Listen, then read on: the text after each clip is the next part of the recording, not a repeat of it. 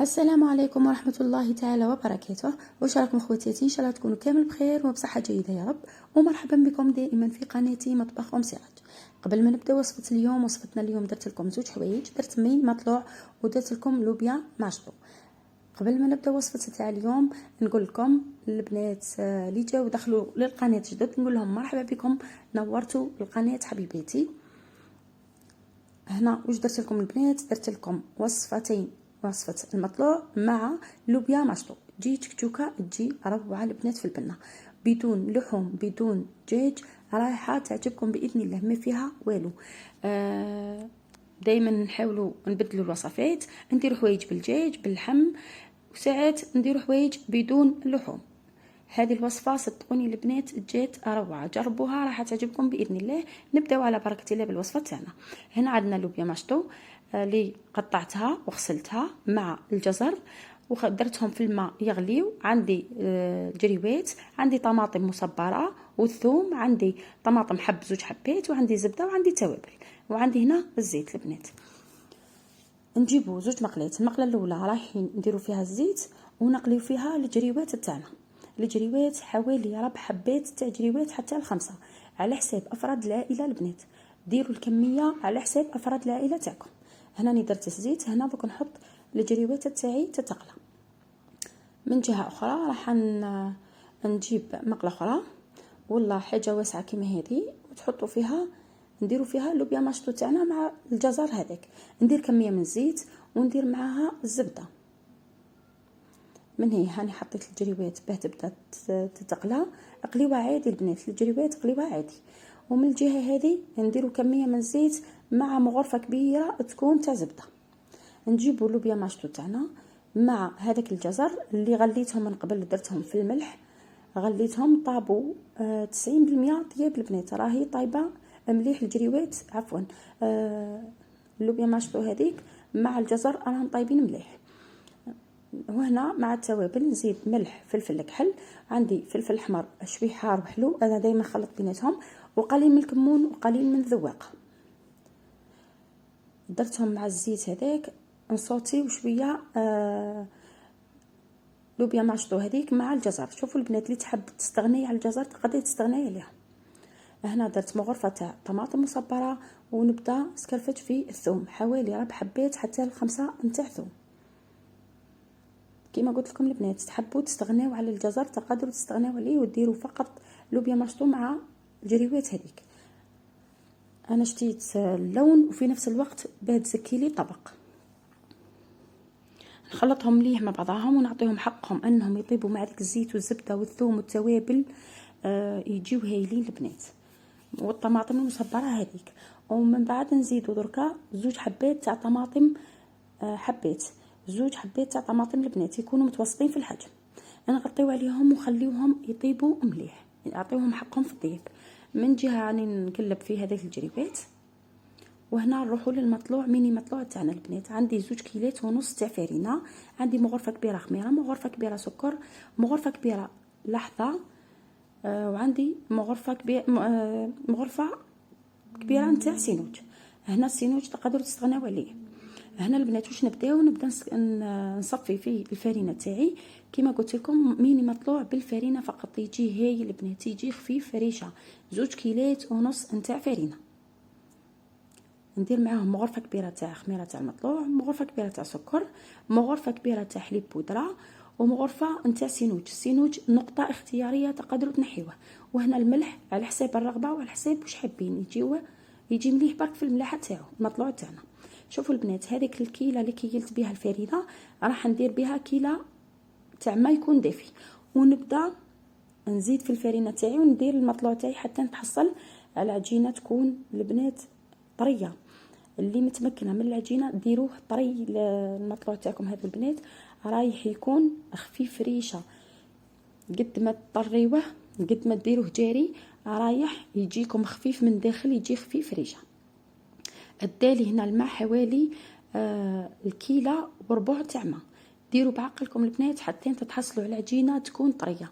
كما قلت لكم حبيباتي اللي متمكنه ديروه طري بزاف، اللي تقدر للعجين وتقدر تخلطوا كيما انا هكذا، ديروه نوعا ما يكون طري بزاف، يتلاصق بزاف في اليد. ونبدا نضربه بهذه الطريقه حبيباتي حوالي 4 دقائق حتى 5 دقائق، وانا نضرب فيه بهذه الطريقه. شوفوا كيفاه العجين تاعي راهو طري. كما قلت لكم نضربه بهذه الطريقه، واللي ما تقدرش العجين يكون طري بزاف حاولي تيبسي شويه برك. كما قلت لكم قد ما تكون العجينه تاعنا طريه وجاريه بزاف راح يكون خفيف المطلوع تاعنا بزاف. هنا نحي العجينه من يدي،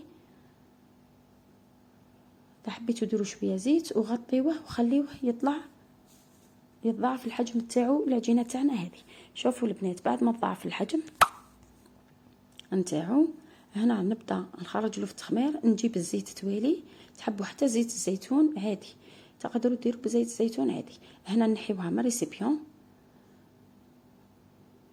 بهذه الطريقه. نفرشوا شويه زيت فوق البوطاجي تاعنا، ونديروا الزيت في يدي بهذه الطريقه البنات كيما راكم تشوفوا.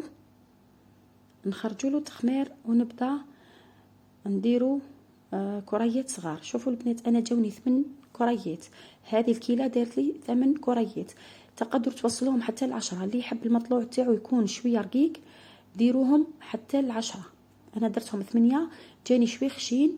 حنا نشتيوه شوي خشين البنات، ملي ما تحبوش خشين وصلوهم حتى 10 كريات. نجيب الدقيق في بلاطو بهذا الشكل. انا الدقيق تاعي راهو رطب البنات، اللي تحب دير دقيق متوسط تقدري ديري دقيق متوسط. ونحط الكريات تاعي تاع العجين بهذه الطريقه فوق الدقيق بهذه الطريقه حبيباتي.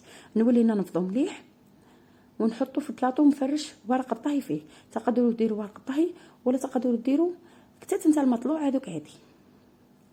ونبدا نحل في المطلوع تاعي بهذه الطريقه البنات. حاولوا تنفضوه شويه من الدقيق، ما تخليوش لازق فيه الدقيق بزاف، من بعد كي نعودو نطيبوه رايح الدقيق يتحرق لنا.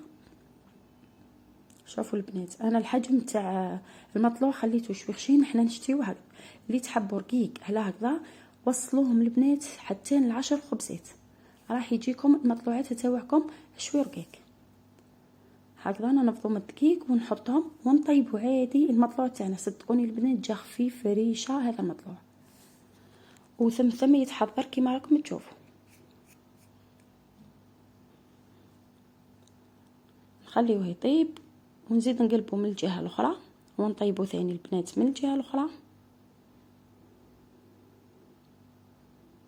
حتى نطيبوا المطلوعات تاوعي كما راهم. كما قلت لكم حبيباتي المطلوع انا نشتيه شويه خشين، العائله تاعي ثاني تشتيه شويه خشين. اللي تحبوا رقيق كما قلت لكم وصلوه حتى ل10 خبزات.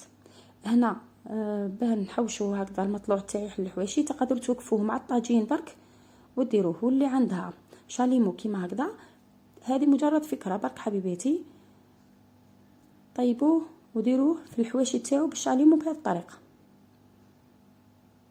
راهو سخون برك البنات، راني نحطها ونولي نهزها. شوفوا البنات حوشوه عادي هكذا بهذه الطريقه برك بالشاليمو. واللي ما عندهاش حوشيه عادي فوق الطاجين تاعك، وقفي الحبه تاعك وقفيه وحوشيه وخلاص. هنا خلصت المطلوع تاعي درتو كامل بهذه الطريقه حبيباتي. نولي ولا الطبق تاعنا تاع لوبيا صوتي، لوبيا ماشطو عفوا. هنا بعد ما عطيتها حقها في الطياب قاعده طيب خليتها طابت بعقلها ونحيت الجريوات من المقله. وليت زدتها في الطبق تاعي تاع اللوبيا ماشطو مع الجزر. زدت الجريوات تاعنا حطيتها خلطتها معهم بهذه الطريقه. وهنا البنات نجيبوا كميه من البيض، حوالي 3 حبات تاع بيض ولا 4 على حساب افراد العائله. دائما نقول لكم درت شويه ملح شويه فلفل كحل ونفرغ فوق الطبق تاعي بهذه الطريقه حبيباتي. ونخليو البيضه تاعي تسمى كلش طايب البنات. البيض تاعنا يحكم روحو برك نغطيو عليها قسمه يحكم روحو. وهنا الطبق تاعنا راهو جد البنات. شوفوا البنات مع المطلوع مع هذه اللوبيا صدقوني حبيباتي جاو روعه بدون لحوم بدون الدجاج، جاء طبق رائع مع المطلوع مع هذه اللوبيا. جربوه البنات راح يعجبكم باذن الله. دوك تشوفوا المطلوع يجي خفيف ريشه كما قلت لكم. انا شويه درتو خشين، اللي تحب ترقوا وصليهم حتى ل10 حبات تاع مطلوع عفوا. شوفوا البنات اللوبيا ماشطو تاعنا تجي هايله البنات. ان شاء الله جربوا وين اعجابكم. شكرا حبيباتي على متابعه الفيديو، الى اللقاء في فيديو اخر ان شاء الله.